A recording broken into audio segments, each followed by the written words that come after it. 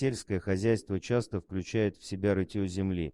Не каждый день фермер натыкается на что-то невероятное, работая на своем поле. И все же каким-то образом в одно и то же время два фермера в разных частях света сделали невероятные открытия. Эти два фермера и не подозревали, что их открытия совпадут и покажут нам, как мало мы на самом деле знаем о том, что у нас под ногами. В Аргентине 25 декабря 2015 года Хосе Антонио Ньевес проснулся и решил прогуляться по своему ранчо. Проходя мимо ручья, протекающего через его владение, он не мог не заметить что-то странное, торчащее из берега. Сначала он подумал, что это просто большой камень, но когда приблизился к предмету, то понял, что это вовсе не камень, а нечто совершенно иное. Поначалу Хосе колебался, но потом решил взглянуть на загадочный предмет поближе. Затем он начал выкапывать его из грязи, чтобы лучше понять, что же это. После того, как Хосе Антонио удалил грязь с находки, он быстро позвал свою жену Рейну. Мужчина надеялся, что у нее найдется какое-нибудь объяснение тому, что он обнаружил. Рейна понятия не имела, на что наткнулся ее муж, однако они оба были полны решимости выяснить это. Вместе они продолжали выкапывать и чистить предмет. К счастью, у них были подходящие инструменты для работы, поэтому они не повредили неизвестный объект в процессе. Им не потребовалось много времени, чтобы понять, насколько он велик. В этот момент они решили, что им понадобится помощь, и вызвали полицию. К тому времени, когда Хосе и его жена позвонили в полицию, все больше и больше людей стали проявлять любопытство к происходящему. Но и они не могли понять, что же нашли фермеры. Прибывшая полиция тоже ничем помочь не могла.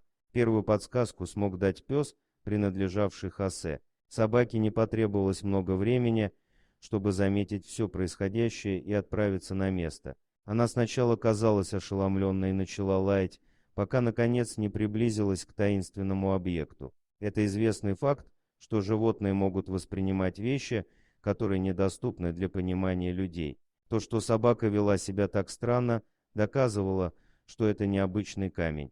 Увидев реакцию собаки, полицейские решили, что пришло время позвонить местным археологам, которые очень заинтересовались находкой. Исследователи организовали способ транспортировки объекта, чтобы его можно было исследовать в лаборатории.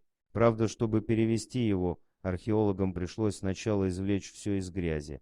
Так как, несмотря на то, что Хосе и его жена частично откопали находку, до полного ее извлечения из грунта было еще далеко. Кроме того, ученые боялись повредить что-нибудь, поэтому раскопки проводились очень аккуратно. Как только находку доставили в лабораторию, исследователи внимательно изучили ее и сделали шокирующее открытие. Они пришли к выводу, что перед ними окаменелость огромного панциря черепахи. Археологи не могли поверить своим глазам. Ученые выяснили, что панцирь принадлежал древнему глиптодону. Это существа, вымершие миллионы лет назад. Они являются дальними родственниками современных броненосцев. В то время как исследование массивного панциря черепахи проводилось в Аргентине, еще одно невероятное открытие было сделано в Мичигане, в 1000 миль оттуда. Другой фермер, Джеймс Брисл, также нашел неизвестный исторический образец на своей ферме. В то время оба земледельца не были знакомы и не знали, что в один день они нашли что-то невероятное.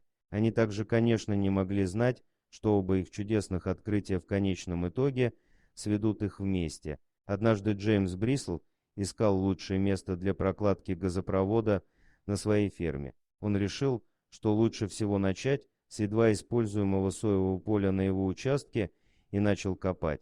Этот процесс занимает большое количество времени и требует значительных трудозатрат. Брисл был готов к такой физической нагрузке, но не ожидал, что во время работы найдет нечто удивительное. Для рытья газопровода Брисл использовал тяжелое землеройное оборудование, в частности экскаватор. Работая ним, он был удивлен, когда наткнулся на что-то твердое. Этот участок поля имел чрезвычайно плодородную и легкую почву без камней и корней.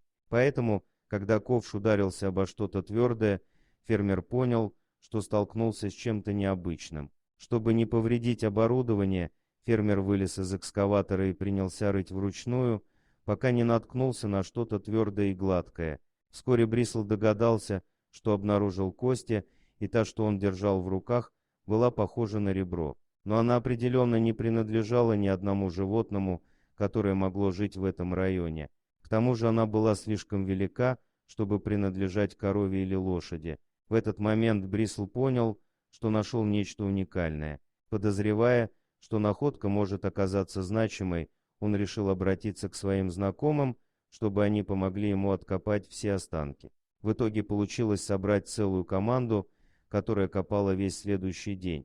В результате они обнаружили еще несколько костей, еще больших, чем первая, но пока было неизвестно, чьи именно это останки. Однако после долгих раскопок команда археологов-любителей наконец обнаружила что-то похожее на массивный череп с двумя огромными бивнями. Каждый из них был размером со взрослого человека.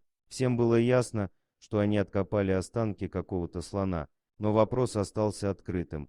Как слон оказался в 10 футах под землей на ферме в Мичигане, Брисл решил вызвать экспертов. Когда профессор археологии Фишер и его студенты прибыли на место, они пришли в восторг и объявили, что эти кости принадлежат доисторическому мамонту. Похоже, все они принадлежали одному животному, что было невероятной находкой как для Брисла, так и для команды Мичиганского университета.